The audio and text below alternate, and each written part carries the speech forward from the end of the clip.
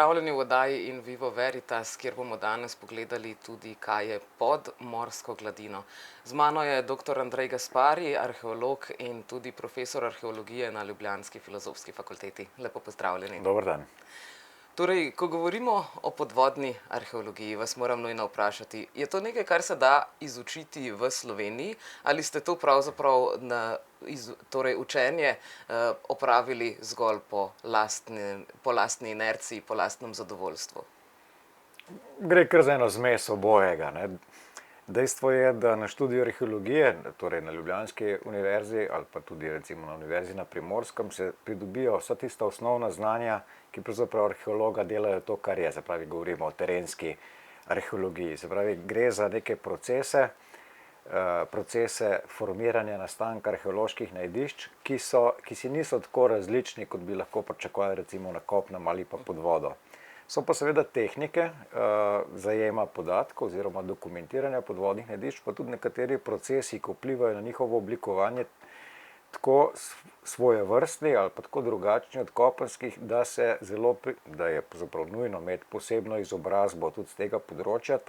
To se pa pridobi bodisi v okviru kakšnih seminarjev, bodisi v okviru študija na kakšni tuji univerzi, kjer ima, bi rekel, program tako imenovane podvodne arheologije bolj celovito ali pa zaokroženo, bom rekel, skoncipiran tudi z vsebinami, ki se tičejo bolj, bi rekel, tistega predmeta, s katerim se podvodna arheologija ukvarja, torej ladjedelniške tehnologije, pristanišča, plovba, ekonomija, na splošno, Sredozemlje ali pa, bi rekel, tudi druga svetovna morja, ne. V vsakem primeru je seveda določena stopnja specializacije, poleg tega, da recimo, če govorimo o tistih, ki se v resnici potapljajo, pa delajo fizično na podvodnih najdiščih, to seveda ni nujno, ker imamo tudi tehnologijo, s katero se da s površine marsikaj že ugotoviti, ne, zlasti pa za globokomorska najdišča, tam pravzaprav 3-4 tisoč metrov ali več globoko, seveda je tudi, če imamo na voljo,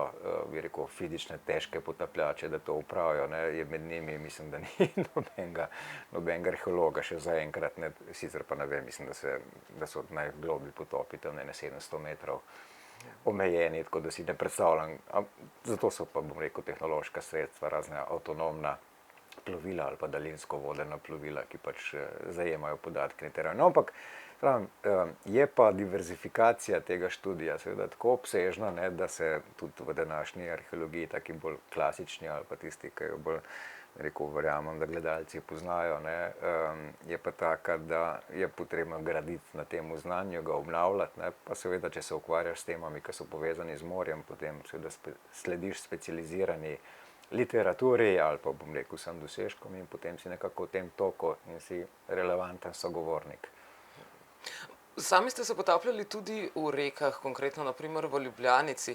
Je potapljanje in samo raziskovanje v rekah in v morjih tudi med seboj tako raznoliko, kot je na primer raziskovanje na kopnem in v morju? Blizu. V resnici reke imajo seveda eno drugo dinamiko, tok je praviloma močnejši, čeprav lahko tudi v morju srečamo na kakšnih mestih zelo močne tokove, ne, tudi take, ki so primerljivi z rekami, z rečnimi, saj s takimi, ne bomo rekli ravno alpskimi, ampak kakšnimi panonskimi ali pa bolj počasneje tekočimi rekami. Ja, v resnici jaz sem pravzaprav svojo kariero, če ji lahko tako rečem, na področju podvodne arheologije pravzaprav res začel v celinskih vodah, torej v jezerih, pa zlasti v Ljubljanici. In tam me je pravzaprav sploh prepričalo, da se bo potrebno začeti potapljati, ne, tako da je bil moj prvotni vzgib, ni bil športni ali pa bi rekel samo zanimanje za vodni ambient, čeprav kot vsakega me tudi seveda morje kot tako zelo priteguje. No, ampak začel sem se pa potapljati pravzaprav samo zaradi Ljubljanice in takrat zaradi določenih razlogov sem nekako sovražil morje v smislu tistih počitnic, ne, v kakšni bolj umazani vodi, v kakšnem takem bolj zaprtem Istarskem zalivu in se preprosto nisem pustil prepričati, da je lahko morje tudi drugačno. No, potem pa me je partnerka pol že tam v sredini 90-ih prepričala, da gremo na Mljet pogledati, no, tam se je pa zame pol začelo ta pravo potapljanje, bom rekel, v morju, no, tako da sem potem tudi svojo, bi rekel, kariero želel prav usmeriti, no, izključno skoraj v podvodno arheologijo, No, v tem je pa malo življenje, malo drugače zapeljal, ampak vendarle sem v stiku in se mi zdi, da sem kar vesel, da lahko se s tem ukvarjam. Ja, sej preiskali ste pa kar precejšen del slovenske obale. Se tudi vam zdi tako? Ja, vse premalo, ne, vse premalo, čeprav bi tako rekel, včasih kakšnim kolegom iz tujine kažemo kakšen satelitski posnetek slovenske obale ali pa bom rekel istrske obale, pa bom rekel nasplošno severnega Jadrana, ne, potem se kakšni Turki ali pa Američani malo nasmihajo zaradi dolžine, ne, sam to je, mislim, ampak to je samo tako prijateljsko, da se razumemo. Ja, dejstvo je, da seveda mi se tukaj naslanjamo na dosežke naših predhodnikov, ne, vendarle je ta zgodovina tudi raziskav podvodnih nadišč že zelo dolga, ne, pri nas. Kako daleč pa sega? Ja, tako bi rekel, če rečemo na ozemlju današnje Slovenije, celo v 1884, ne, ko so poljski težki potapljači po nalogu Kustasa Dežmana iz Deželnega muzeja v Ljubljani preiskovali dno Ljubljanice na Vrhniki. To je en od prvih takih podvodnih arheoloških podvigov, če lahko tako rečemo, ne, na svetu. Ne, tako da ta tradicija je pri nas zelo solidna, bi se temu reklo. No, ampak tudi poznejši raziskovalci, to se tam po 60-ih se začne to bolj intenzivno razvijati, recimo Center za podvodne raziskave Socialistične republike Slovenije je pravzaprav opravil prvo resno raziskavo tega slavnega antičnega brodoloma iz 2. stoletja pred našim štetjem na Savudriji, ne, torej sicer ne na današnji hrvaški strani, ampak vendarle, ne, to je Center za podvodne raziskave iz Ljubljane delal, ne, tako da to je bila ena zelo, bi rekel, v redu pobuda, potem pa delovanje Pomorskega muzeja oziroma takrat še Mestnega muzeja Piran, ne, in mi smo se pa pol delovanje tudi mojega oddelka, predhodnikov z mojega oddelka, dr. Knifica, ne, ki je tudi raziskoval pol v 80-ih letih, po zgodnjih 90-ih letih. Tem je pa prišlo do ustanovitve skupine za podvodno arheologijo, ki sem jo jaz vodil pri Zavodu za varstvo kulturne dediščine.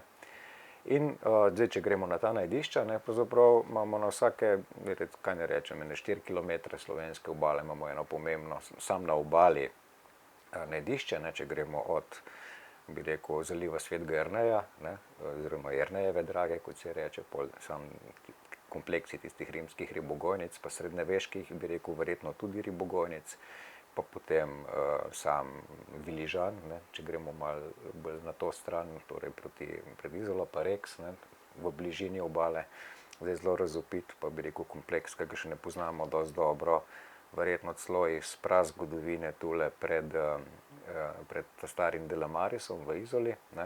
Verjetno, to še ni potrjeno? Ne, to še ni potrjeno, ampak so zelo dobri indici, da lahko tam iščemo, se pravi, neka najdišča iz časa pred transgresijo morja v to regijo, zaradi teh brakičnih izvirov, ne, se pravi, izvirov tudi sladke pa mešane vode, seveda na območju Izolskega krasa, kot se mu reče, to je edini izdanek, seveda, na slovenski obali, ki je iz apnenca, ki ni iz fliša, kot vse ostalo, ne, ta območje je izjemno zanimivo, ne. Potem pa naprej Simonov zaliv, jasno, z vsem, kar prinaša, ne, in ta Simonov zaliv je tudi tako emblematično najdišče, ne, ki seveda pove, da ta obalna arheologija, ne, tukaj gre sta podvodna arheologija pa raziskava na kopnem, te vile maritime, ne, se pravi te pomorske oziroma obmorske vile z roko v roki, ne, ker ni možno razumeti enega brez drugega. Pol pa seveda še vedno ne dovolj razumljene fizine, ne, fizine so eno od srednjih območij oziroma najdišč našega raziskovanja.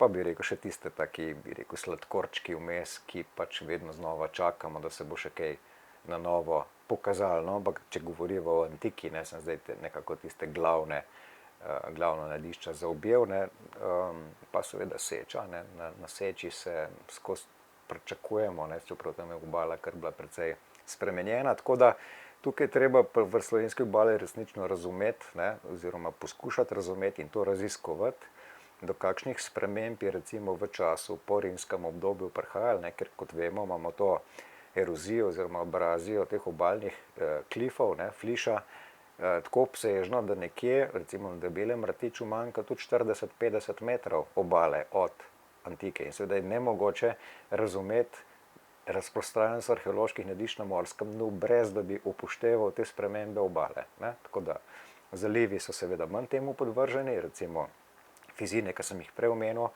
To je, mislim, da je en celo najbolj pred burjo, pa ne nazadnje tudi pred oštrim ali pa jugom zavarovanih zalivov, na splošno na severnem Jadranu. Se pravi, ker ima to izrazito zatišno lego in tam, če gledamo tudi vse modeliranje in karte in vetrov in valovanja, je to najmanj izpostavljen del, najbolj zatišen del slovenske obale in seveda kot tak izjemno primer ne samo za naselbine, v neposrednih teh obalnih območjih, ampak tudi za ribogojnice, to, kar smo tudi odkrili, in pristanišče seveda, tako da ni naključje, da so tam potem tudi Italijani že izbrali ta prostor za hidroaviacijsko letališče v času, ko je bilo to obzemlje pod Italijo. Tako da to je ta zaliv in jasno je, da se tam stvari resnično so zanimive.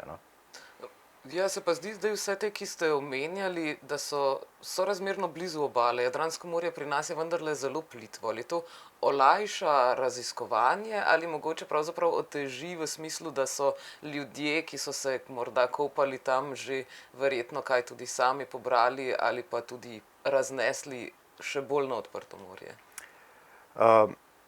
Delno imate prav. Se pravi, čim plitveje je, tam težje je raziskovati, že čisto preprosto zaradi valovanja ali pa nazadnje tudi mulja. Fliš je treba reči tudi z ostalimi značilnostmi sedimentacije v našem delu Tržaškega zaliva, producira zelo veliko tega mulja, finga mulja. Tudi nazadnje so drugi pojavi po tem vodnem stolpcu, ki včasih zamegljujejo vidljivost, če govorimo o sami vidljivosti. Ostalin pa, kar je tudi seveda zelo pomembno za dokumentiranje, fotografsko, video in drugo, ki seveda čim bolj bistra je voda, tem boljša je ta dokumentacija, lažje se da kakšne 3D vizualizacije modelirati in tako naprej. To so te pač malo bolj sodobni pristopi k zajemu podatkov, ki delajo to naše delo bistveno hitrejše, ker jasno je, da delo pod vodo je malo omejeno, že zaradi jeklenk, če delamo z potapljaškimi s tem instrumentarijem običajnim, ne s kakšno nargilo ali pa s čem podobnim. Nargila je pa kaj točno? Nargila je pa, da vam s kopanega dovajajo po cevi vodo, tako da nimate težke jeklenke na hrbtu, da je tako zelo komot, da tako rečemo. To so te dejavniki, ki vplivajo na dokumentiranje ali pa bi rekel na prijetnost dela, ali pa tudi na učinkovitost morda. Medtem ko to, kar ste pa omenila, ja, zdaj jasno je, da se ljudje, ki jih vse zanima, pač ne morejo upreti temu, da se določene stvari pobirajo in zdaj včasih se zgodi, da so vmes izvrstne, izjemno pomembne najdbe, zato smo seveda izjemno veseli, če pridejo potem na pravo mesto, tudi glede na, ne samo na to, ampak tudi glede na zakonodajo pri nas, ker je pač to arheološka najdba, ki ima lastnosti dediščine, so je to last države, razen če so neki izjemni drugi, ampak so najditelji upravičeni do nagrade, tudi finančne nagrade za take stvari. Ampak zdaj, če pa prihaja do takih recimo poškodb, ljudje nekaj prekopavajo ali pa se ne morejo upreti, čeprav vejo, da morda delajo narobe, ampak tega ni veliko pri nas, ali pa zelo malo, vse kar se obale tiče. Tam je pa seveda, to za nas ne pomeni nič posebnega. Ta poškodba, arheologi se skozi srečujemo s poškodovanimi arheološkimi najdišči in pa sploh ne gledamo na ta način, ker ne gre seveda samo za delovanje v sodobnem času ljudi, ampak ves proces nastanka arheološkega najdišča je eno samo spremljanje nad uničenjem, nad propadom, nad postopnim propadom in zdaj kako mi sledimo, pa te naše, naš instrumentarij ali pa naše izkušnje nam pač ravno na podlagi tega propada omogočajo razbirati dogajanje na samem najdišču po koncu njegovega obstoja ali pa po njegovem nastanku, če govorimo recimo o brodolomih. To je posebna veja študija, kako se preučuje, kaj se zgodi recimo s kakšno leseno tovorno ladjo, ki je recimo prevažala amfore, ko pade recimo na 70-80 metrov globoko morsko dno, kako se ta vzorec, distribucije, razposobnosti tega tovora potem na dnu ohrani, ne, in kako se potem spreminja glede na okoljske pogoje, glede na tokove, glede na brežino, glede na oblikovanost dna na tistem mestu. To so vse stvari, ki so zelo dobro preučene in razumljene in lahko na podlagi teh že raziskanih primerov potem sklepamo, kako so podobna najdišča ali pa tista, s katerimi imamo konkretno opravka, nastajala. Ne. Posebej nekaj druga so recimo kovinske razbitine, ne, recimo z prve pa druge svetovne vojne, kjer je pač propad drugačen, ne, in se drugače seveda stvar obnaša in je tudi, vse pa tudi izkušnje so pa seveda z celega sveta tukaj lahko bolj apliciramo. Ne. Iz prve in druge svetovne vojne verjetno je že skoraj lahko dostopna dokumentacija, kje so mogoče kakšni avioni padli, mogoče tudi kakšna fotografija. Ampak ko govoriva o antičnih najdiščih, kako pravzaprav določite, kje se sploh splača raziskovati, da ne boste res hodili samo po mulju, ampak vendarle nekaj našli? Zdaj, dejstvo je, da razen tistega, kar je znano, ne, kar pride, recimo informacije, ki so bile zelo koristne, in to seveda vsi potapljači na obali vejo, ne, tam, kjer so globinske vlečne mreže, torej kočarji, ne, tam, kjer so te tako imenovane tenude, ovire, ne, seveda je praviloma to arheologija, ne, iz današnje perspektive. Ne. Za ribiče so to seveda ovire, ki jim trgajo mreže in se jim zato izogibajo.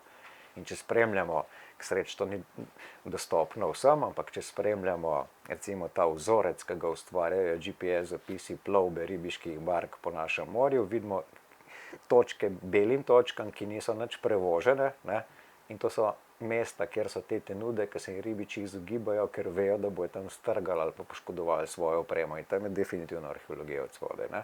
To je en tak indikator. Drug je seveda športni potapljači ali pa drugi profesionalni potapljači, ki imajo druga opravila na morju, tudi vojska in tako naprej. Ne.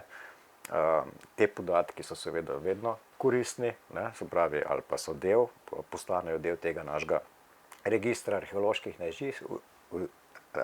najdišč oziroma registra kulturne dediščine, v tem konkretnem primeru podvodne, ne, in potem se odvisno od njihovega pomena delajo pač študije, ki ocenijo pomembnost, ne, tazga najdišča, in potem se jim dodeli tudi ustrezen status. Ne, in iz tega statusa lahko pol določeni režimi izhajajo, ki lahko tudi omejijo določeno rabo enega tazga prostora. No, ampak tisto, ko pa mi iščemo, ne, zdaj mi imamo na voljo, pač sodelujemo že dolga leta tudi z podjetji iz obale, ki to z državo počnejo, ne, se pravi te, rečemo, preiskave morskega dna, ali pa bi rekel dokumentiranje površine morskega dna z večstopnjimi sonarji, tako imenovani multi-beam sonarji, ker je ločljivost že ravno zaradi plitvine oziroma relativne plitkosti našega morja izjemna. Ne, se pravi, če dajo na največjo možno ločljivost, nastavijo te aparature, potem mi pravzaprav na 20 metrih globine lahko z neko tako čisto običajno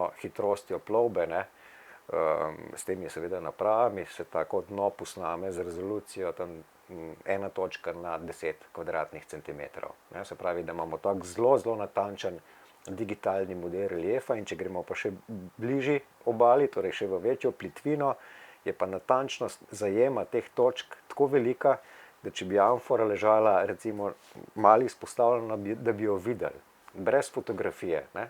Zdaj pa obstajajo tudi vlečni sistemi, kjer se snema morsko dno z visoko ločljivostjo, prav za fotografsko ali pa videotehniko, to gre pa tukaj za vizualno identifikacijo pa preiskavo vseh teh kvadrantov. To bomo zdaj počeli tudi, ko se ta sediment iz poglabljanja kanalov, plovnih kanalov za Luko Koper, ko se bo premeščal, tukaj bomo zdaj prvič aplicirali tudi te metode, o katerih zdaj govorim, tega snemanja pa pol intenzivnega terenskega pregleda, ki temu sledi. Ne? Ko mi izoliramo take točke na morju, če gre za predhodno raziskavo, tista, ki seveda mora se izvesti, preden se neki infrastrukturni poseg na morju gradi, to je enako kot z, bi rekel, vsemi postopki na kopnem, če vi recimo imate kakšno zasebno gradnjo, pobudo, ne, na nekem območju, ki je registrirano arheološko najdišče, ne, je treba predhodno izvesti arheološko raziskavo in enako se na morju zgodi. Ne. Tukaj se bo in potem, ko se z vsemi nedestruktivnimi metodami, kot mi rečemo, z daljinskim zaznavanjem preišče določeno območje, ne, in če imamo mi potem izolirana določene točke, ki so bolj zanimive, se na tistih mestih naredi sistematični terenski podvodni pregled, ker se vizualno, bom rekel, po naprej določenih linijah ali pa kvadrantih, odvisno od situacije, preprosto potapljači to pregleda. Če se pa še kaj ekstra najde, tam se pa lahko začne z podvodnimi izkopavanji. Ne. Zdaj, podvodne izkopavanja pri nas na teh območjih stran od obale, rediči stran od obale, niso bila še izvedena, vedno smo se nekako zadovoljili z, bi rekel, odvzemom vzorcev, ker ni bilo nobene potrebe, da bi izkopavali, ne. Ker čim enkrat izpostaviš, recimo lesene ostanke, ne, s tem zelo izpostaviš propadu, ne samo zaradi tudi tereda navalis, ampak tudi zaradi, bi rekel, vzpostavljenosti tokov in drugim tudi poškodbam. Tako da zaenkrat ta mulj, kakorkoli nas moti pri vidljivosti, je včasih zelo dobro ohrani, bom rekel, pokopane ostaline. Ne. Tako da tukaj noter je, se pravi, postopek je ta, ne. Najprej se z daljinskim zaznavanjem odkrije, ali pa z informacijami, ki jih pač posredujejo drugi potapljači ali pa uporabniki morskega prostora, pol grejo pa naši specialisti v vodo. Zdaj, kako je na primer z razpadanjem lesa? Ali ta na kopnem prej razpade v zemlji na kopnem ali na primer v mulju na morju? Mogoče vseeno morje deluje nekako kot konzervator ali ravno obratno? Spet odvisno od parametrov, tudi ne govorimo o slanosti, pa tudi o slanosti bi morda lahko rekli, ampak dejstvo je, da čim globlje je, tem bolje. Ne? In to govorimo o morski globini, drugo pa je, čim bolj globoko v sedimentu je pokopan, tudi to zelo vpliva na njegovo ohranjenost. Zdaj, če bi moral primerjati s kopnim, bi rekel, je tako, zelo redke so suhi pogoji, ki bi lahko omogočali primerljivo ohranjenost, oziroma skoraj nemogoče. Če govorimo o puščavah, ker se les sicer ohrani, ampak je tako izsušen, da popolnoma izgubi svojo formo, ne, in ni več izpoveden v tem smislu. Sicer je fina najdba, ampak ni tako izpoveden. Medtem ko bi rekel, v teh let je nekaj tazga, kjer bi se lahko kaj vrhunsko ohranili, to so pač situacije, ki jih ne spremljamo ali pa ne vidimo pogosto, ne. Se pravi, neka globoka zamrznenost, ki je kakšen arktični prostor, je zanesljivo taka, skriva še veliko zanimivih stvari iz časa odkrivanja ali pa iskanja teh prehodov, ne. Ampak če gremo malo bolj naša okolja, bi pa tako rekel, da jezera pa reke so pač praviloma zelo dobro se les ohrani, ne, odvisno pa tudi seveda od vrste lesa, ne. Jasno je, da recimo zdaj imamo izkušnje z dvema čolnoma deblakoma iz Blejskega jezera, kjer je eden narejen iz macesna, drugi celo iz lipe, kar je obe dve vrstica zelo nenavadni, ne, in sta ohranjena zelo slabo, ne, zelo slabo, kljub temu, da niso bila deležna nobenih posegov, ne. Medtem ko kakšni hrastovi deblaki, recimo iz Ljubljanice, so trdi taki, da če ne bi bili tako prepojeni z vodo, bi se lahko še danes z njimi vozil, ne. Tako da to so taki pogoji. Zdaj v morju je pa tako, tam deblaki, kot veste, niso prav pogosto najdeni, ne, čeprav imamo te naše slavne čupe, zope, ne, se pravi iz ribiške vasi, ne, pri Devinu. Te so bili narejeni iz jelke, ne, in to ni čisto optimalen les za gradnjo, recimo na morju, ne. Ampak, če pogledamo antične brodolome, je pa pač zadeva dosti klasična, ne, se pravi, ves ogrodje, ne, takrat je bilo to grajeno malo drugače, kakor si v tej naši historični, tradicionalni gradnji, ker se najprej skelet, ogrodje ladje postavi, pa potem, se pravi, kobilca, kontrakobilca, rebra in tako naprej, pa potem oplatano v antiki, tam do 5. 6. stoletja našega štetja je bilo pa ravno obratno. Je bilo pa najprej iz lupine, no, in ta lupina je bila praviloma narejena iz iglavcev, ne. Recimo zelo popularna cedra, ne, potem bosanski bor, recimo, je bil tak zelo znan, medtem ko praviloma iglavci, no. Je pa v določenih regijah tudi kakšne take res bizarne vrste, kakor je buku, ne, ker ne bi pričakovali za, bi rekel, oplato, ampak samo ogrodje ladijsko, to pa vedno iz hrasta, jesena ali pa česa podobnega. Se pravi, in te vrste so pa potem tudi na morju pri odkrivanju bi rekel, lahko malce drugače izpostavljene ali pa napadene. Ne. Se pravi, če je nekaj plitvo na 2-3 metrih, ne, moramo imeti veliko srečo, da kakšen teredo, ne, te črvi, ki se prehranjujejo z lesom, niso tega odkrili. Ne. In potem, ko ti odkriješ to, ne, potem, ko si predstavljate, da razkrijete oplato, ne, na 4 metre globine, ki se ti kar naenkrat prekradejo za hrbtom, da tako rečemo, jate šparov ali pa podobnih živali, ki noro seveda te črve iščejo, ne, in kar naenkrat ne vidiš več, kaj delaš, in s tem se zelo težko spopadaš. Ne. Tako da, no, sam tak propad je seveda zelo odvisen od tega, kje do njega pride, ne, in potem koliko hitro ga zlasti zasedimentira, bi rekel, neka normalna, kakšna pobočna erozija oziroma ti procesi, kjer pač polzi zaradi gravitacije seveda vse bolj kot ne dol. Ne. Se pravi, čim bolj globoko, čim bolj naravnem, ne. Tako da ta odkritja, ki se zdaj z raznimi robotskimi plovili ali pa bi rekel z daljinsko vodenimi plovili odkrivajo, ne, se pravi tam 600-700 metrov globok, to dejansko vidiš tam gruče ali pa bi rekel amfor, ki so še v originalnem položaju, skoraj če imamo to srečo, da je ladja padla ne, ker se veste, kako se ladja obnaša, ne, pa kaj se je od nje odvisno, ne, kako potuje na tej svoji torej na tem zadnjem potovanju, ne, in je seveda potem, če pade tako v naravnem položaju na dno, se pogrezne v mulj, ne, te morske planjave, podmorske planjave, to je praviloma mulj ali pa kakšno peščeno dno, in tam ga popolnoma zatesni, da tako rečemo, ne, in zato se tudi izogiba temu, da bi se te amfore kar pulili, običajno samo kakšen vzorčno vzamejo ali karkoli, to tam ni ogroženo, tam zelo redko, mislim, bi bilo naključje, da bi se taka stvar bila poškodovana, no, ampak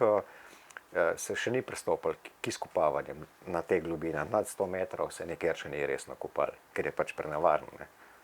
Saj, kako globoko so pa te ostaline pri nas? Bi lahko na primer pri potapljanju na Dahu že lahko kaj videli? Ja, saj imamo prijatelje v narekovajih, ne, ker mislim tako, ali pa naše informatorje, ne nazadnje, so jastoge pobirali, ne, iz teh razbitin, ne, ker take razbitine na tipu morskega dna, kakor je pri nas, ne, ker so to nekaj res take skoraj puščava, da tako rečemo grdo, ne, so seveda vse te razbitine, ne, pravi otoki življenja, ne, in seveda in tudi vključno za te naše rake, ne. Tako da te jastogi si pač skopljejo, malo škode za nas delajo, si skopljejo pač luknje pod oplato, ne, in pač tam so lepo noter, se zakrasnejo, ne, upam, da se jih ne pobira tako več. So se pa, recimo, pred leti so se to kar intenzivno pobirali. In to so jih ljudje na Dah pobirali, ker je šlo to tam za 25 metrov, ne. Jaz niti v sanjah ne bi dol prišel, ne, ampak to so pa ljudje, ki jim to ni bil noben problem, ne. In so pač te jastoge pobirali, no. Se pravi to, da je na primer morje spremenilo svojo višino na naši obali, je pravzaprav dobro delovalo na te artefakte, ki jih tam še vedno najdemo. Kako pa pravzaprav, da je prišlo do tako velike spremembe gladine? Vendarle govorimo tukaj o nekaj par metrih. Gre tukaj za podnebne spremembe ali za to torej erozijo fliša, kot ste jo prej omenili? Ja, jasno je, da so to podnebne spremembe. Samo te se, bi rekel, ene so tiste, ki jih opazujemo na res dolgi časovni rok. Ne, zdaj, če rečemo, da je bila pred 130 tisoč leti morska obala, da je bil severni Jadran, to, kar mi danes gledamo recimo v Benetkah, ne, da je bilo to malo nad Visom, ne, in da je bilo to vse skupaj ena dolina z ravnicami ob reki Pat, ki se je izlival malo nad Visom v Jadransko morje, in potem, ko je potem prišlo recimo po ledenih dobah, ne, ki se je ta morje, se pravi zaliv, vedno bolj zajedal proti severu, ne, so seveda, si moramo predstavljati, da to območje je bilo obludeno, ne, sicer tako intenzivno, kakor bi danes pričakovali, če gledamo Patsko nižino, ne, ampak vendarle, to so bile skupine lovcev in nabiralcev in potem tudi, že rečemo, z neolitizacijo pa z mlajšo kameno dobo, ki je prihajalo potem do kolonizacije, ne nazadnje tudi otokov, ne, čeprav te so, bi rekel, to je tam nekako po 10. tisočletju pred našim štetjem se te stvari začnejo dogajati, no, ampak potem pa in ta dvig, ta relativni dvig, ne, morske gladine ni povsod, seveda po Sredozemlju ali pa po svetu enak, ker je seveda ni sam povezan z ledeniki, pa s taljenjem ledenikov, ne, tako imenovano glacijo, je statični dvig, ne, ker je povezan tudi z tektonskimi premiki. Eni so seveda tisti, ki jih pri nas ni, ne, se pravi tisti, ki so povezani s tem, kako se zemljino površje obnaša, potem ko se znebi teže ledu nad sabo, ne. Drugo je pa čista tektonika, ne. Ta tektonika pri nas je malo drugačna kot recimo, bi rekel, na kakšni deli obale, na plenčastem delu obale, ki je pretežno, kot veste, vzhodna obala Jadrana, tako da ta dinamika, kako ta naša vzhodna jadranska obala tone, ne, je seveda imela več zveze z tem dvigom, kot bi rekel, kakšne podnebne spremembe v tistem času, ne. Medtem ko to, kar se pa zdaj dogaja, je pa seveda to pa prepuščam komentar specialistom, ki se na to spoznajo, ampak dejstvo je, da je nekako dosti podobno, no, se pravi, ocenjuje se, ne, zdaj tukaj so plusi pa minusi, pa se lahko marsikdo se krega okoli tega, ne, se pravi, zato ni nobene potrebe, ampak če rečemo tam nekje med 1,2 pa 1,67 metra je, bom rekel, od 1. stoletja našega štetja, bom rekel, morska gladina višje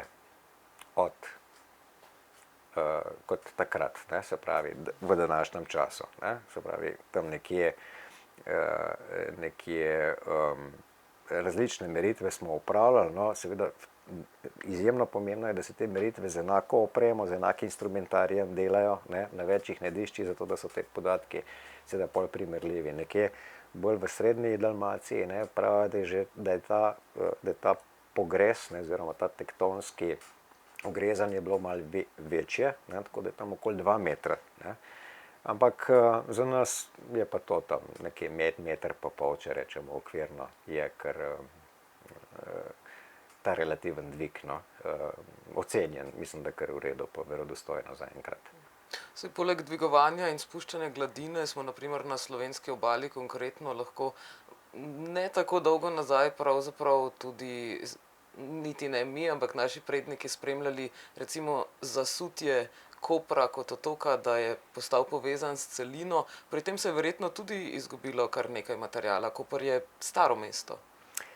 Ja, zdaj, tudi če gledamo historične načrte, ne, tam se vidi, kje so madrači, ne, kje so stari madrači, in ko se je delal recimo v tem madraču pri tržnici pred več kot 10 leti, ne, ko se je poglabljal tam dno, ker tam ni bilo možno drugače tehnologije se nekako sporazumeti, no, z investitorji pa naročniki, no, ampak tam so recimo amfore iz 9. 10. stoletja kar intenzivno prehajale na Darne, poleg vse poznejše rabe tega prostora. Tako da je težko reči, ne, zdaj, če imamo območje starih pristanišč, ne, pa, ki se pač zasula, tam je seveda, to so prave zakladnice, in če se sam zasula, s tem ni še nič narobe, to je samo stvar stoletij, če bo seveda ta sistem ali pa ta interes za preteklost nekako vztrajal tudi v tistem času, potem bo je to zanesljivo zakladnice, ne, zdaj jaz se dostikrat hecam, če bi lahko jaz izkopaval, pa kaj bi naredil, da bi Tartinijev trg razkril pa ponovno izkopal,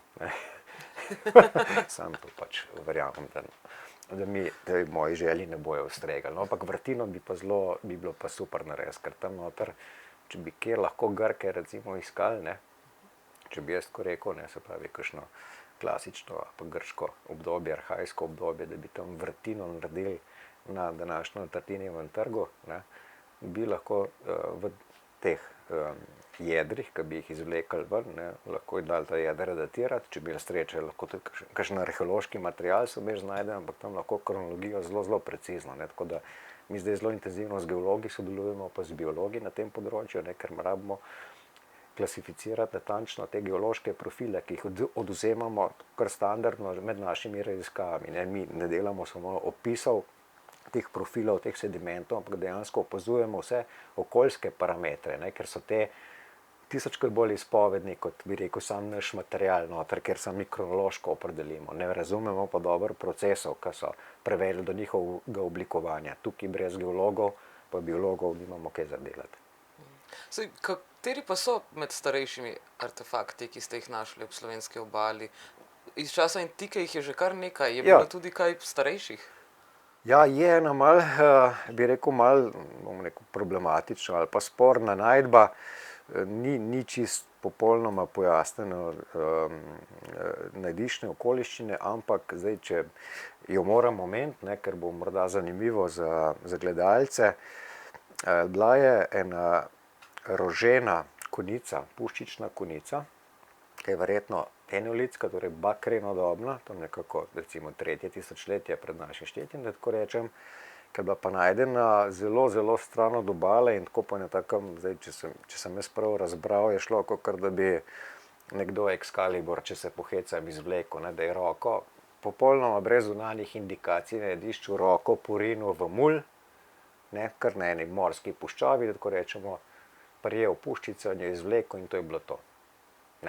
Jaz ne bom komentiral tega, mogoče je vse, kakor pa zdaj, ko so vprašali tega šefa ameriške zračne obrambe, če so to morda nezemeljski baloni, da to je pač iz vesolja, pa je rekel, da tega ne more izključiti.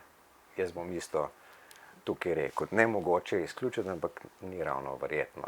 Zdaj, to vemo, da ta artefakt obstaja, je malo problematičen, ampak lahko dokazuje nek lov, ribolov ali karkoli na morju, ampak v tem času dejansko to lahko pričakujemo in ta območje okoli Izole je ravno tak, da bi lahko take ostaline dobili.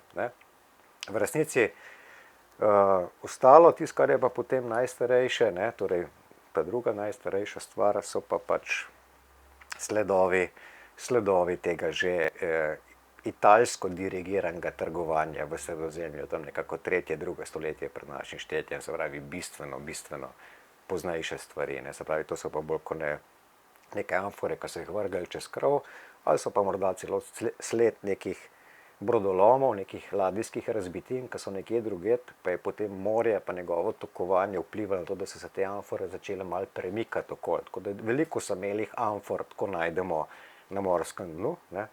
Tudi mi smo jih najdli, recimo, ko smo čisto po naključju, ko smo pri Maoni, tej v sredini Piranskega zaliva takrat delali, smo naredili čisto tak šolski, terenski pregled, 50 metrov stran smo naredili tako bizantinsko amforo, čisto na površini. Je ležala je tako skoraj popolnoma zasedimentirana, ampak je bilo zelo očitno prepoznavna, smo jo poslikali in pustili. Tako da je tam, vsaj upam, da je tam. Če je nekdo odnesel domov. Tako da to so najstarejše stvari. Seveda potem, ko pa pride z intenzifikacijo, bi rekel, rabe tega morskega prostora v nekako cezarijansko ali pa avgustejsko obdobje, se pravi,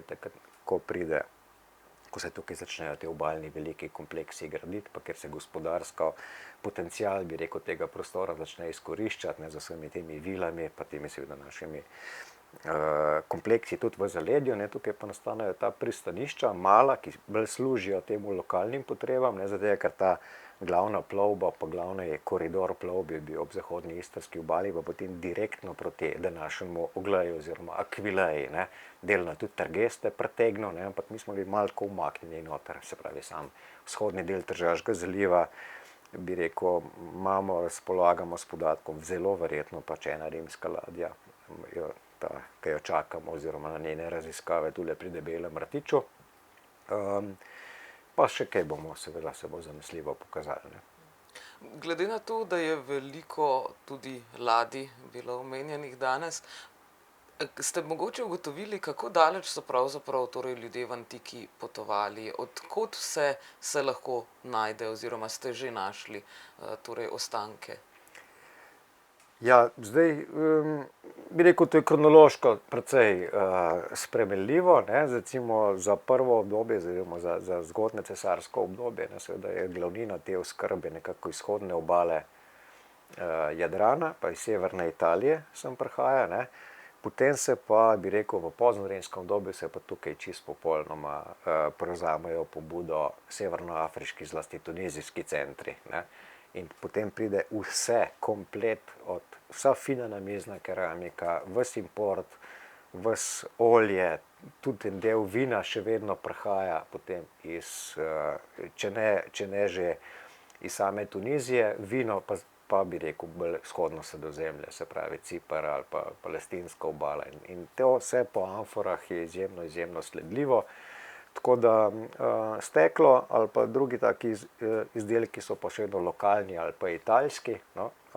Tako da, ali pa tudi kakšno med kovinski izdelki so še vedno razmeroma tako v krogu 200 km nastajajo. Medtem ko ta transport, rekel pa ta produkcijska energija, ki je pač tam akumulirana v Severni Afriki, tam, to je pa tak pogon, to je tako produkcijsko, to so taki centri, da popolnoma izrinejo vso ostalo ponudbo, ne? Tako da so ta naša najdišča, recimo tudi Fizine, ki sem jih sam izkopaval leta 1998, ne? To je bilo na tone teh amfor, recimo iz Severne Afrike, ne? In to so zakladi za tiste, ki jih to seveda zanima, ne?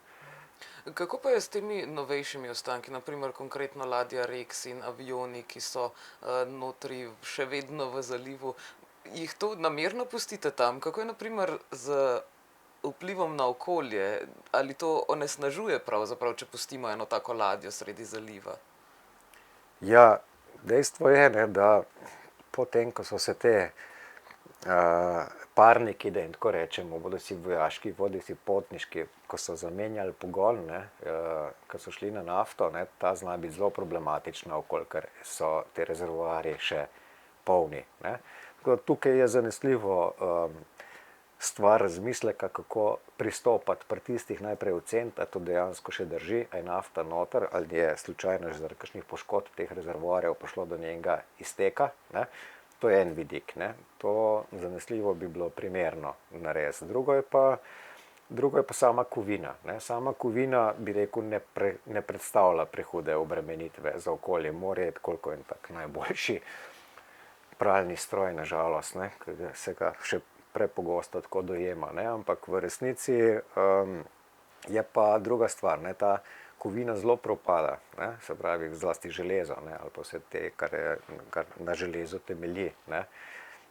Zdaj, kaj in kako ohranjati, ne, zdaj hrvaški kolegi imajo s tem velike težave, ne, ker imamo te slavne radije Šentištvan in tako naprej, ne, te iz prve vojne, ki so pač razmeroma plitvo, ne, tam 60-70 metrov globok, in tam so zaradi lastne teže se te boki teh ladij že vdirajo, ne. Se pravi, to je nekaj, kar seveda zahteva eno spremljavo, eno dokumentiranje, ampak kako to ustavljati, je pa stvar njihovega razmisleka, pa seveda finančnega potenciala, kako to ohranjati, ne. Delajo zelo dobre ali pa uspešne poskuse in tudi verjamem, da bomo, če bo govora o Rexu, pa verjamem, da bo zdaj o Rexu veliko govora, pa tudi kako z njim ravnati, torej z njegovimi ustalinami, ne. V resnici, kolikor so dejansko ohranjena vsaj ena od delic, o čemer se govori, torej propelerjev, da bi poskušali, če bi seveda prišlo do odkritja pa identifikacije, da bi ga poskušali kar in situ ohraniti za tako imenovano anodno oziroma anodno-katodno zaščito, ne. Se pravi, da se da en velik blok aluminija, ki potem funkcionira kot anoda, ne, in vleče, se pravi tisto, kar so pa kovinski ostanki, ki jih mi varujemo, so pa katoda, ne, in potem zaradi teh vezi, ne, pa privleka, ne, se pravi, namesto železa, ne, propada ta blok aluminija, ne. To seveda povzroči druge težave, ne, ampak recimo, da je to nekaj, če bi se ocenili, da je to primeren način zaščite, to je pač seveda več opcij, ne, lahko tudi dvig, ne, ampak to je vse pač povezano z nekimi odločitvami, ki jih ni za prehitro sprejemati. Ob vsem teh raziskavah in artefaktih, ki ste jih našli, se mi non-stop poraja vprašanje, mora podvodni arheolog še posebej dobro videti? Ja, vid je ključen, seveda. Drugo je, da si mora želeti najti. Tega nima vsak, kakor bi pričakovali, ne. Torej nasprotno pričakovali, ampak brez te želje se običajno skoraj ne pride do tega, da nekdo nekaj res pomembnega najde. Ne. Lahko najde čisto nekdo drug, ki si ne želi najdeti, ne, pa pač naleti, ne. Ampak moje izkušnje učijo, da ljudje, ki imajo veliko energije, pa žarijo, pa grejo, da potem običajno, da jim so toliko bolj pozorni, toliko bolj angažirani, to je verjetno seveda to vse razložljivo, ne. Jaz se ne ukvarjam preveč s tem, zdaj, ker sem si vedno želel nekaj odkriti, ne, in sem pa običajno tudi najdel, ne, tako da, kar se tega tiče, sem popolnoma pomirjen.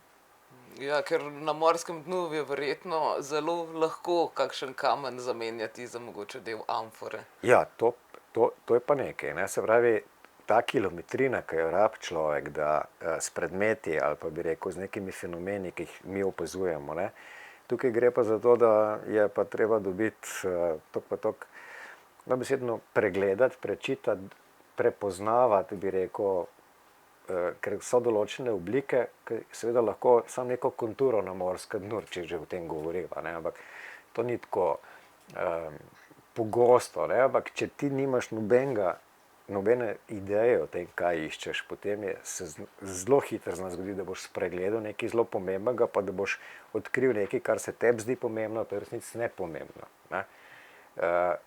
Nič ni nepomembno, ampak so ene stvari, ki so bolj pomembne od drugih, ne. Ampak če govorimo o tem, kako najdeti, recimo, ko smo v Savi delali pred gradnjo elektrarn, ne, so rekli, da smo budale, ne, tam je bil izjemno močen tok, da smo z vrno tehniko preiskovali, da ne bomo nič našli, da je to nemogoče, da je rečni tok tam tako močen, da karkoli tam pada v vodo, da bo pač to skoraj nemogoče najti, no, ampak smo rekli, vemo, ampak mi moramo to narediti.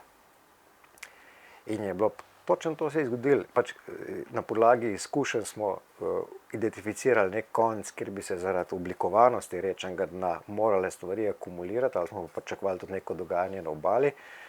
In sem dejansko tam pri drugem potopu našel tako rimsko bronasto sponko, tam, kjer bilo rečeno, da je nemogoče, ne, s tem, da iz Save imamo seveda znane, dosti bolj spektakularne najdbe, pa tako naprej, ampak pri takem konkretnem delu, kjer pa rečeš tole, pa ne odtehta, bi rekel, rizika, ne, ki je pač dejansko to pomenilo, ne, ker smo s temi celobraznimi maskami v toku, ker bi ti normalen, če bi imel normalen regulator, ki ga iztrga iz ust, pa ti raztrga ustnice, ker je tako močno, ne, če ne bi bili prevezani pa s temi žimarji, s temi prižemami, ne, ko se v jamarstvu ali pa v alpinizmu uporabljajo, ne, sam greš, ne.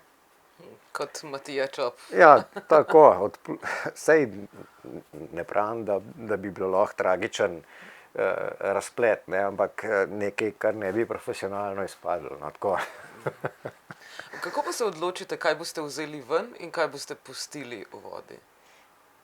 Ja, dejstvo je, da če govorimo o terenskem pregledu ali pa izkopavanju, da to pomeni popolno kolekcijo, kot mi rečemo, ne. Se pravi, vse, kar je signifikantno, bi rekel, arheološko, se pravi, kar je artefakt ali pa kar je ostanek artefakta, in pa tudi veliko ekofaktov se pobira, odvisno od tipa raziskave, ne. Ampak če govorimo o izkopavanju, se pravzaprav danes zajema skoraj vse. Skoraj vse, ne. Ali se pa vsaj vzorec tega, kar tvori ta skoraj vse, odvzame, zato ker je tako veda napredovala, ne, da bi rekel, se že za 10 let nazaj, zdaj, ko gledamo rezultate nekih dodatnih metod, ki dajemo, tako odpirajo, ne, in bi se zdelo to brez veze, ne, ampak ko pa vidite rezultate teh dodatnih analiz, kakšno dodatno dimenzijo, kakšno znanje ali pa vedenje o nekih procesih, ki so vplivali na konkretno na podobo arheološkega najdišča, ko ga raziskujemo, dajo take analize, recimo mikromorfološke analize ali pa pol vsa vzorčenja, ki jih opravimo na podlagi pol vrst živali ali pa tudi rastlinskih vrst peloda in tako naprej, to je noro, ne. Mislim, v resnici izjemno interdisciplinarna veda, verjetno arheologija daleč najbolj med vsemi humanističnimi vedami. Mi smo že, mislim, ne mi, ampak tisti naši mlajši kolegi, ki zdaj mi na fakulteti urmo ali jih pa mučimo s tem, ne, to so pol znanja je že iz naravoslovja ali pa še več. Kar seveda ni vedno nujno najboljše, ampak ker potem matična veda že malo trpi, ampak je toliko je za razumeti, zakaj se nekaj počne, pa kakšne možnosti dajo določene analize, da je treba to absolutno nujno vključiti v program. Definitivno. Ravno zdaj v času informativnih dnevov ste mogoče koga prepričali še dodatno, da se vendarle poda tudi na to družboslovno, naravoslovno pot. Jaz konkretno svoje okolice ne spodbujam pretirano, zato ker to mora priti, ker ta vzgib mora priti. Se veste, dejstvo je, da so določeni poklici, ki te pokličejo. Zdaj, če pa tako iščeš, pa ne veš, kaj bi, pa pojmo probati to, pa tako marsikaj se dogaja, marsikaj se zgodi. Pač jaz sem tudi skoraj po naključju zašel v arheologijo, ker ni bilo pač tisto, kar sem si želel. Prvo ni bilo možno več delati. Kaj pa je bilo prvo? Tega ne bom povedal. Ampak potem sem pa mislim, da sem kar imel srečo. Tako da je bilo arheologija ogromno, da. Je pa seveda dejstvo, da niso čisto optimalni časi za marsikoga. Tukaj je precej veliko dela sicer v tej tako imenovani preventivni arheologiji, tudi vodni ambient je ta pretežno vezan to tiste matične raziskave, ki bi bile povezane s kakšnimi projekti pa znanstveno-raziskovalnimi cilji, so dosti redke, pa stvar kakšnih mednarodnih sodelovanj, ali pa kakšnih pobud, ki iz lokalnega okolja prihajajo, recimo, kakor je Bled, z Bledom odlično sodelujemo, in na Bledu se kar načrtujemo, tam je pač cel kup nekih pozitivnih faktorjev, ki vplivajo pač na ta sodelovanje, tako da si ga vpetamo še naprej. Na morju je pa skozi eno delo, skozi se kakšni mandarači, pristanišča, skozi se obnavlja Luka Koper zdaj, tako da čaka nas ta velik projekt v zvezi z objavo tega najdišča v Fizinah, o katerem sem govoril, ker je zelo veliko obeta, pa je tudi veliko zanimanje zunaj v tujini zanj. Tako da ne bo zmanjkalo dela našim kolegom, tako da je pa res, da potoplačev ni veliko, tudi med arheologi, včasih je več, jih je bilo več, včasih da jih je malce manj, ampak reklama je v redu, dejstvo pa je, da v eni fazi treba iti v mrzlo vodo. To pa koga malce odvrne. S temi modrimi besedami zaključiva današnji intervju. Najlepša hvala, da ste se udeležili tega pogovora. Hvala za povabilo. Vi, dragi gledalci, pa seveda toplo vabljeni, da gledate program Megafon TV še naprej. Z nami je bil danes dr. profesor Andrej Gaspari.